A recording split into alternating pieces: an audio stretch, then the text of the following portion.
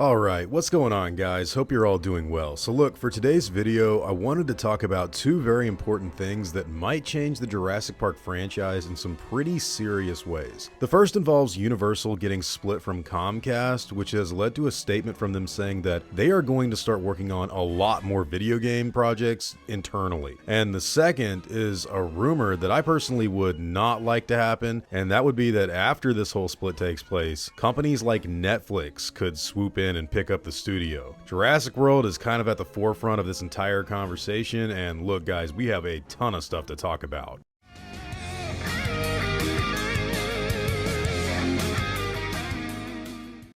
Okay, so this first part comes from a website called WCCF Tech, and they say that based on a report from Reuters, NBC Universal might start coming into the video game business after a planned split from Comcast that is supposed to take place about a year from now. Michael Cavanaugh is supposed to be running NBC Universal around that time, and he said, quote, "We have the freedom now to explore adjacent businesses where we have the right to play." And this emphasis has been on opportunities in digital gaming and new entertainment franchises from what the website is telling us. Now, in relation to Jurassic Park as a brand, Universal actually working on games internally could lead to a big explosion of games in the future if they actually want to crank out more material to make more money and actually make the fans happy. I don't know exactly what direction they would want to take anything in, but the fact of the matter is that they really look like they are going to go all in on video game production, which is very interesting. Now, they make a good point in this website that Jurassic World is probably the biggest target for something to just be developed straight away from NBC Universal, but other properties like Jaws, Fast and Furious, and How to Train Your Dragon could show up too, alongside very classic things like the Dracula and Frankenstein series. Now personally, I think Universal actually developing more video games for Jurassic Park would be a very good thing, but I'm hoping that they aren't going to be focusing on something like mobile experiences and go all in on AAA titles, similar to what Saber is doing with Jurassic Park Survival. In fact, I would actually really just prefer Universal to go all in on Jurassic Park across the board when it comes to video games. Just go all in and make something really, really fun and cool.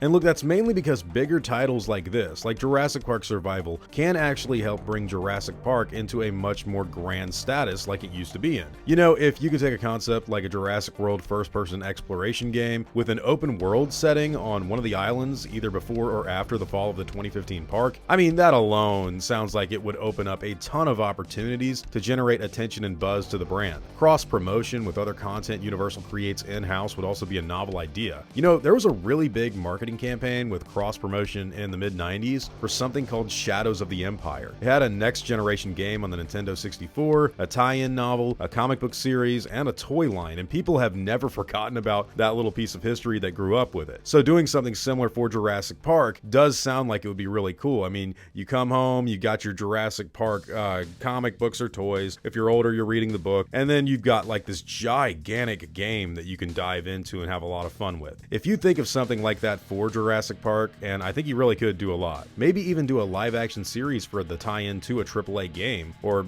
all of that other stuff. I mean, that's the kind of thinking, of course, all done in-house that I think Universal could get a lot of cool work done with, but they should also understand that if other companies like Saber are able to deliver really well on projects like Jurassic Park Survival or even Turok Origins, then they should work with these other companies, you know, in making the best products they possibly can for the consumers and not try to go cheap and make something that nobody wants. You want to make money from the people that love your brands, then do the best job you possibly can. That could also mean incorporating other stuff like what they just put out with Jurassic Locker from Chaos Theorem, incorporating something like that with actual short films with Jurassic Park dinosaurs attacking people. That is a surefire win for success. Now, unfortunately, with all of this information, there's also another thing I do not like about the planned Comcast and Universal split, and that's because once this whole thing happens, the idea of someone swooping in to buy up Jurassic World's parent company is something that I really do not think is a good idea. I know Universal can be finicky and hard to work with. I mean, everybody says it, but having someone like Disney or Netflix developing future Jurassic Park movies does not sound like a good idea to me at all. I mean, Disney alone, everybody was over the moon in 2012 ago when they bought Lucasfilm from George, and they were like, oh, we're finally going to get the episodes 7, 8, and 9 we always want. No more Jar Jar Binks and prequel stuff. And look what happened. I mean, they technically did give the people what everybody on the internet said they wanted. Like, they said they wanted X-Wings and TIE Fighters and more stuff with Luke, and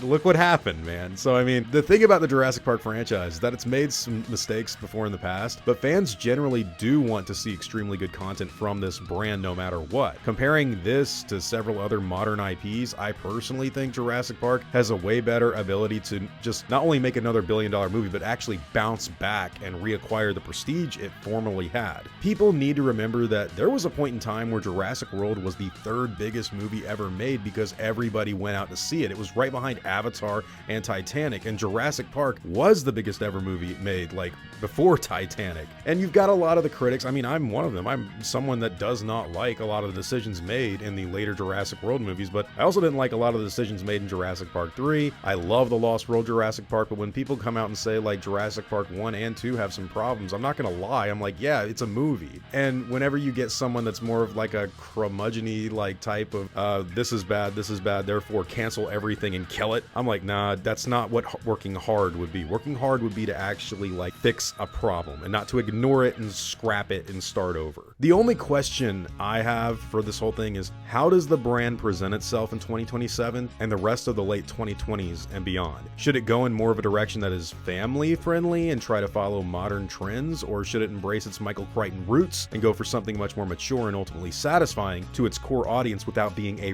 rebooted remake? I think doing that with opportunities for like the live action series, especially one centered around Jurassic World as a fully functional park, or even something set in the 90s right after Alan Grant and everyone left on the helicopter, you could do a lot to reel people back in to invest a lot of their time and money with Jurassic Park. But you also need to establish what sets Jurassic Park apart from something like The End of Oak Street or Primitive War, because most people don't think that there's big a difference. Like, they show up to watch dinosaurs, but if you sit down and watch a modern movie with dinosaurs in it, you know you're being kind of cheated. You're like, well, this isn't Jurassic Park. Like, it's like when you sat down when you were a kid and you would watch King Kong and you were like, wow, this is awesome. I'm talking about black and white King Kong. And then you would watch something else and like the drop in quality was like very obvious. There was no captivating idea to really reel you in, and Jurassic Park has that idea. A lot of people wonder why it has a monopoly on dinosaurs as a franchise. It's because everything else does not have that great of a story. It's always schlock or some sort of like B-movie elevated, which technically that's what Predator and Alien and Jurassic Park and Terminator and other things like that were, but they had good ideas that made them really, really cool.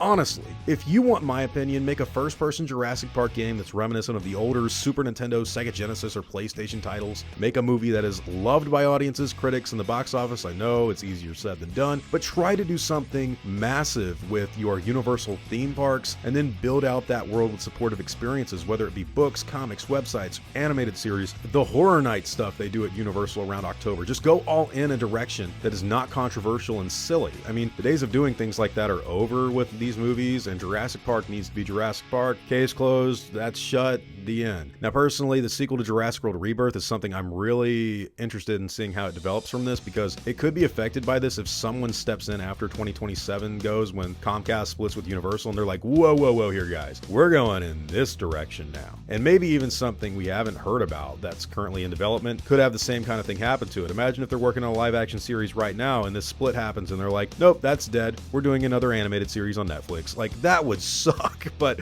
this could really be nothing more than a small hiccup in business as usual for Universal, and everything just continues doing what they've already been doing before. For me right now, I just want to see good Jurassic Park stuff getting made, and I want it to rise to the place of prominence it was a few years ago. Jurassic Locker is awesome, and there's a lot of stuff that I'm hoping the future of this franchise does that would be great. I mean, I'm imagining a VR game like Alien Isolation or Alien Rogue Incursion, where you're on Site B in a laboratory and like a full-grown Dilophosaurus attacks you and you've got to find some way to subdue it. Maybe you've got like a shield in front of your eyes so that it can't spit at you, and you've got buddies multiplayer game coming on the side to tranquilize it. This is so easy of a layup. I don't know why Jurassic Park. There's always hope, and who knows what the future may hold. Anyways, guys, what are all your thoughts on this information? Do you think that the information surrounding the whole split from Universal and Comcast, is that going to be a big rift for the future of the Jurassic Park franchise? And to put things on a more happier note, what do you think about the idea that they're going to be developing more video game titles from Universal properties in general. I really think they should go all in on Jurassic World.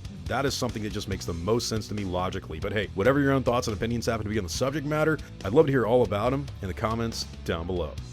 Now, before I go, I want to thank everyone that's helped me build my channel over the years. I'd also like to thank every one of you guys who've watched my stuff. You've all been extremely cool to me. If you enjoyed the video, I'd appreciate a like and hope that you'll consider subscribing. God bless you all. Christ is King. See you guys in the next video. And as always, take it easy.